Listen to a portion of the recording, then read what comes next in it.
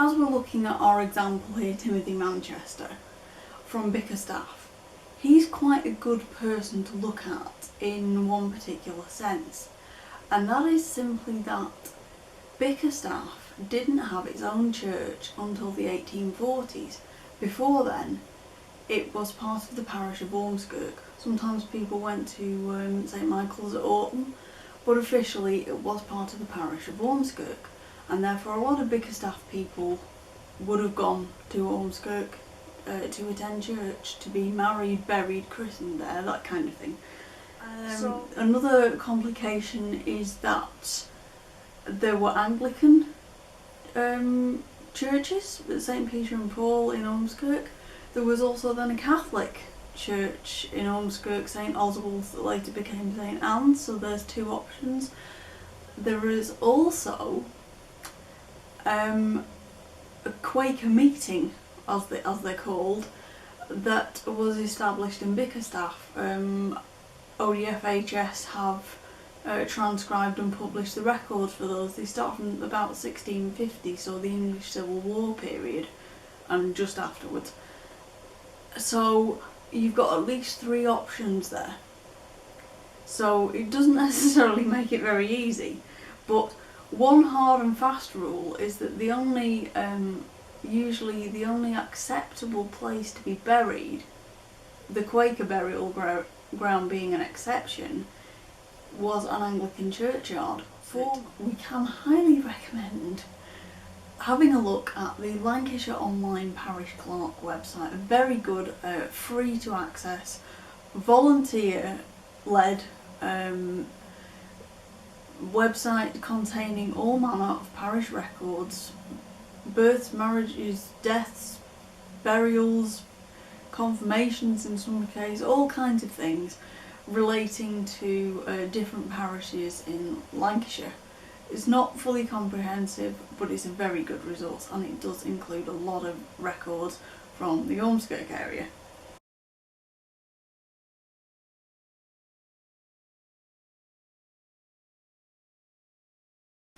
So as we can see from this record, there was clearly a Catholic family called Manchester living in the Bickerstaff area at the sort of the 1740s or thereabouts, judging by the age of this Timothy.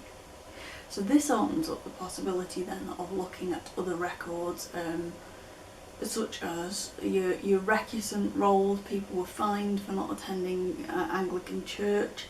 There's also the 1767 Returns of Papist, which is a very comprehensive list of anybody who was known to be Catholic in the Diocese of Chester, which covers the Ormskirk area and quite an awful lot of Lancashire, in fact. Now, census records and parish records are all well and good, but to find out a little bit more extra detail, why not have a look at newspaper records? There are, generally speaking, you can get quite a few on the internet these days, and they fall into two broad categories.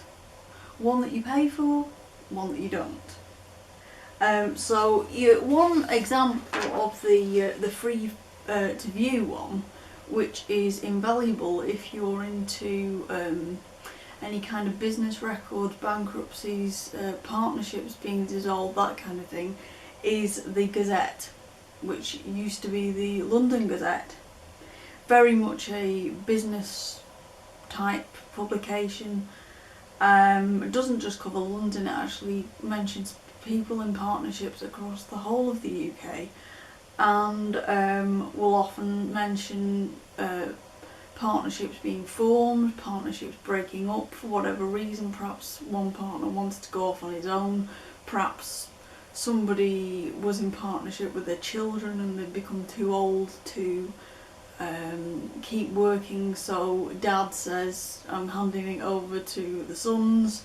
That they can leave a partnership for that reason. It's entirely possible.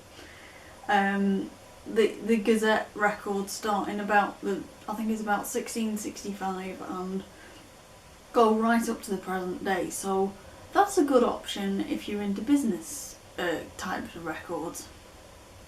One other option, of course, is your subscription-based newspaper websites, such as the British Newspaper Archives. I think there are some records of newspapers on Find My Past, I think, and possibly on Ancestry, but the British Newspaper Archives is the one that I have had more experience with, so that I'm going to use as an example. You can simply just type in a couple of keywords. For instance, in this case we might just type in Manchester and Bickerstaff, and here you will instantly note a major problem. There's quite a large city in the northwest of England called Manchester. So if you have an ancestor with a name that is also a location, Worley, Beaconsall, Hesketh, Manchester, obviously, Bickerstaff, that's just something to be aware of. You might not necessarily get every hit being a relevant one, but it's just looking for keywords, and that's how it works. There's that aside, essentially you've just got to look at the records, the results that you're getting with a critical eye, and pick out anything that looks as though it's actually talking about the thing you're interested in. And it will give you a kind of snippet view, which is usually just enough to judge whether the thing that you're looking for or the thing that is coming up is the thing that you're looking for, as we see in this case.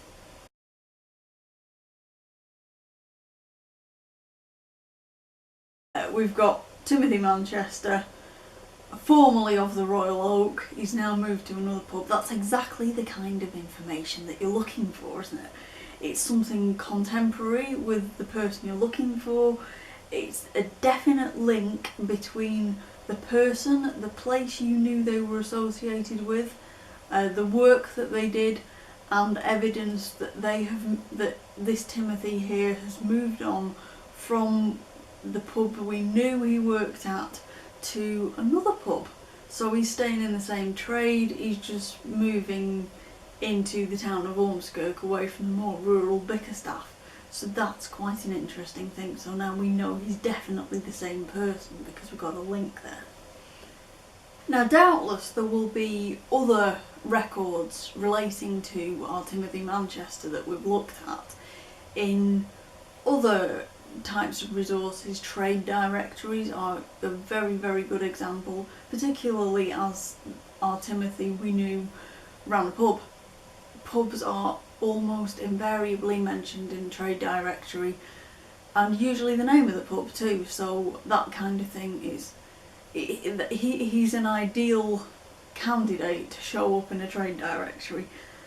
So as you can probably guess, this video hasn't even begun to cover some of the more exotic records that you might use to research your ancestor.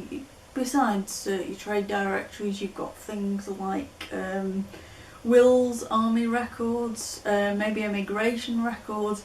Very, very much depends on what you know about your ancestor and what they might have done, where they might have been, because not everybody's going to find the same things relating to their ancestor.